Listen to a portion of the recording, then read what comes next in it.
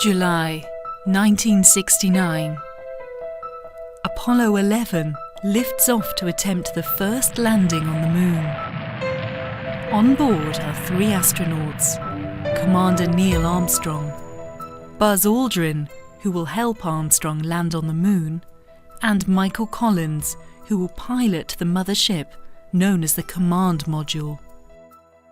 The landing nearly goes wrong when the automatic systems lead them to a rough and dangerous area. Forward, come down nicely, 200 feet, 4.5 down, 5.5 down.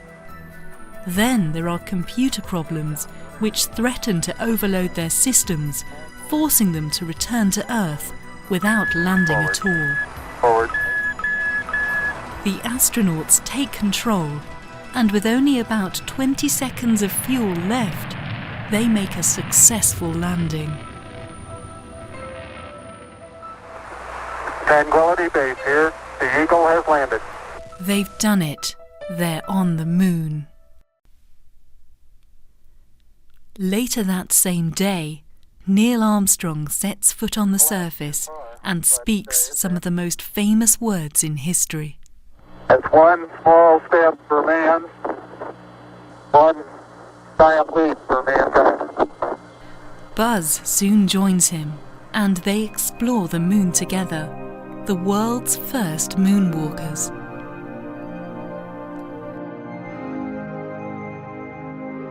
They are followed by 10 others on later Apollo missions. I was strolling on the moon one day, in a merry, merry month of December. Now, May. Oh, is this a neat way to travel? Isn't it great?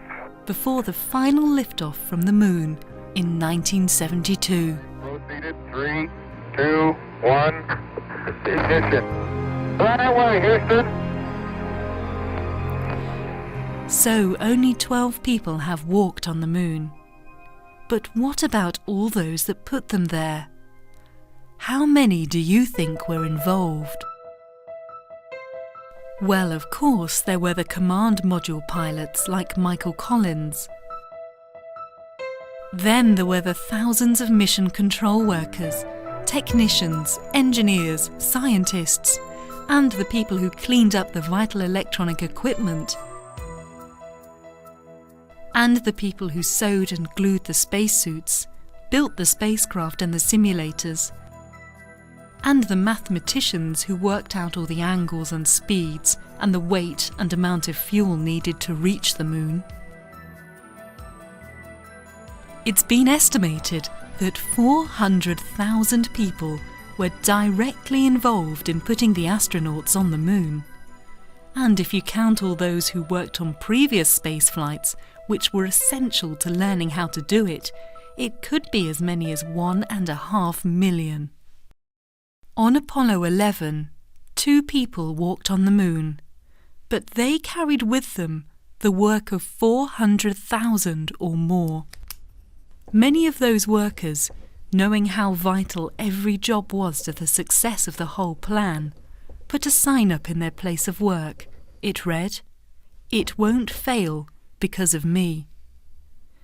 This is how teams work. Everyone plays their part, doing the very best job that they can, and taking a tip from the Apollo moon landings all those years ago. It won't fail because of me.